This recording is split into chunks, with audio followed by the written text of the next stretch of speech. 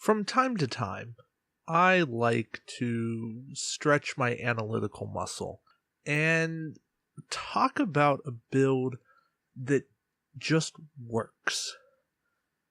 Well, that's the case of Jordan Kott's world's winning build. Just to put those words together, no duh, it works. You guys have seen the video. If you haven't seen the video, it's available to watch. You can see this build in motion. But I want to take some time to explain why it works. So first, the list. We're going to start with CoPilot. That's the resource. It's 5 points. It's amazing.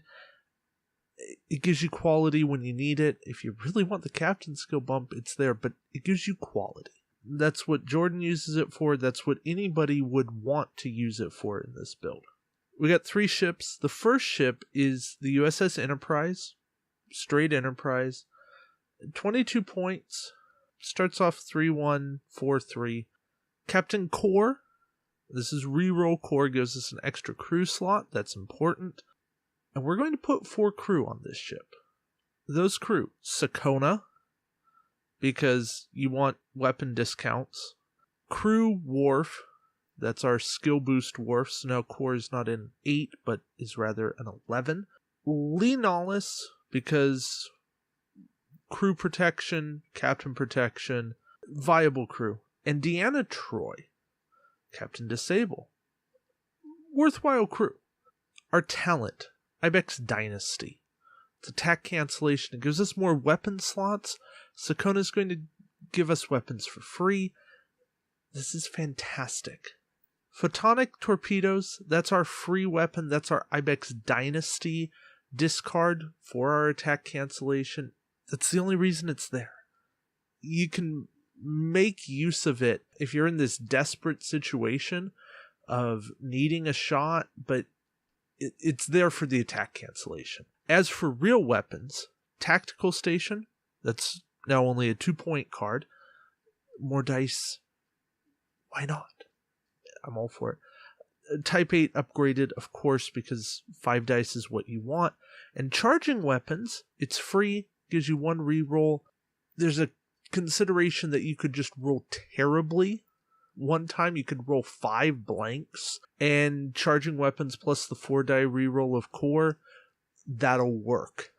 This is more of a throw-in, but hey, when it's free, why not make it work? I'm going to come back to why this build works, this part of this build works. Let's go through the rest. The Defiant, 1764. With Gen Con, I don't think I need to explain why Gen Con. Think Fast. This is an interesting ad because it is an extra attack die on demand. Type 8 upgraded again, 5 dice. And yeah, paying 5 points for those, absolutely worthwhile. Conditional Surrender, totally fine.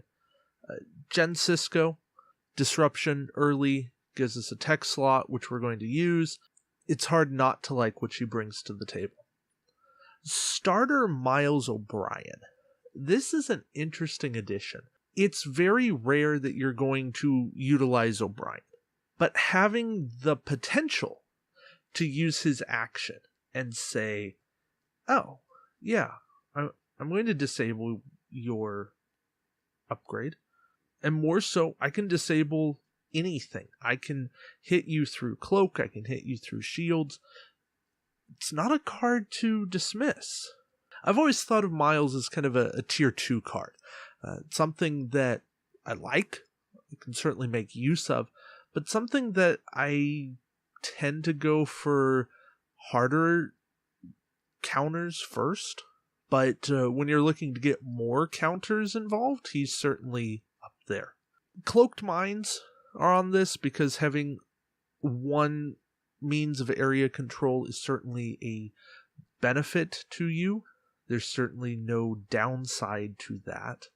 And Admiral Q, which is one of the best additions in this build. Admiral Q is a skill card. Q is one of the most underutilized valued admirals, and I will admit to that because he was like 7th on my admiral list. If the Defiant 1764 has one weakness, it is the lack of a rear arc and a tough time turning. Being able to come about on demand, that is how you make really good use of its named ability, and it's how you keep yourself out of trouble. It's setup. It's how you think 2, 3, 4 turns ahead.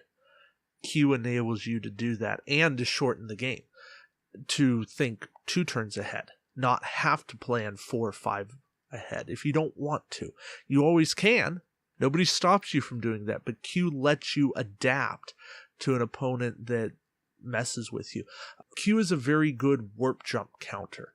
The turn after your opponent warp jumps, you can Q and be headed in the right direction. So Q doesn't help you trigger the Defiance ability this round, but it helps you trigger it next round and maybe the turn after that. It's all about setup. If nothing else, Q prevents your opponent from using their 1764 against you because you can turn and put your forward arc on them. You should be able to always have a shot on somebody. So that's out there. The third ship is a shuttle. And this is one of the most brilliant shuttles I have ever seen. And it took me so long to truly understand what was going on. I'm going to throw it out. Quark's treasure, captained by Zek. And Zek here is essentially a 1-point talent holder. And then his talent is diplomacy. And I love diplomacy. I think it's one of the top 3 talents in the game. And it's great because it says, hey, look, we're off having our own talks. So we're not going to be in combat this round.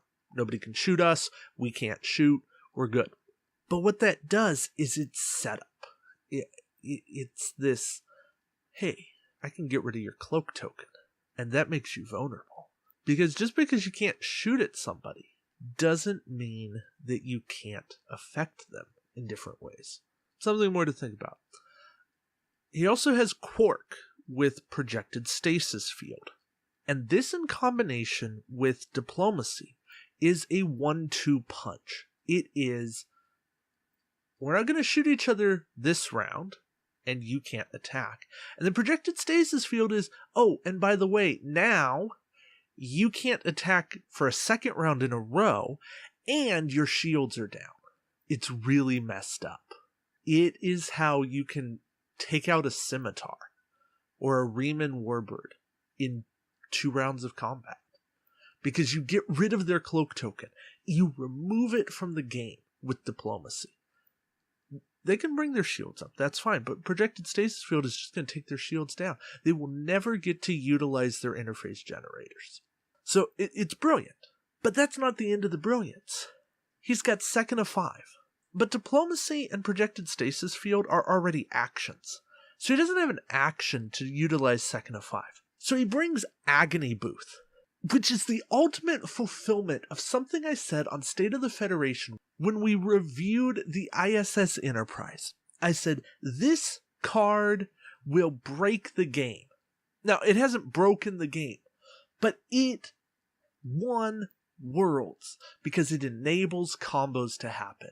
It enables combos that shouldn't happen to happen. And I love it. I love that somebody exploited this. And not in a bad way, but he exploited it to its natural potential. I saw him do it, and I'm like, yes, yes, yes, thank you. Because it finally validated everything that I have held. And maybe not everything, but something that I held for a long time. It made me feel like I could make this happen. That my thoughts have been meaningful. That I can predict a couple of things, that I can read the meta shaping. So now that we've gotten through this entire build, let's go back to the Enterprise. Last year at Worlds, we saw a core Enterprise, I believe Enterprise at least, but we saw a core with a bunch of crew. So this idea is not new to the game. But combining it with CoPilot is, because CoPilot's a new resource. And the brilliance of this is that you have 5 attack dice with perfect quality. You have built-in rerolls on both of your combat ships. The Defiant, out of arc, for blanks, core for whatever you want. And then you have CoPilot for one of your ships. You have an extra die built in with Think Fast and tactical stations. There's not much not to like here. And then you have attack cancellation. You have one set of attack cancellation on each ship with Ibix and Conditional Surrender. You have 2 attack cancellations with Quark's Treasure. I don't know what more to say beyond brilliant. There is nothing, and I mean nothing, that I would change. There's no improvements to be made on this build. There's no points to be saved anywhere. There's nothing to tweak. There's nothing that could be better put here rather than there. There's nothing to move about. There's no ships I'd rather run. This is the build that works. That doesn't mean it's the best build in the world. I think there are things that can beat it. But I think it's going to take a lot to figure out what's going on. And I think this is the kind of build that you can spend a long, long, long time trying to figure out what is truly going on. So Jordan, I don't know if you'll watch this. I hope you do. I said it in my Origins vlogs, but you are a worthy champion. Your brain works on levels that I don't know that any of us truly understand. It's a brilliant build, and kudos to you. We would all do well to learn from the builds that you put out. Thank you for running this. Thank you for doing well with this. And I hope that my analysis of the build has done something for somebody to give you some idea of what kind of a build it takes, the level of maniacal mastery and manipulation it takes to be a champion. Until next time, we'll see you around the shipyard. Take care.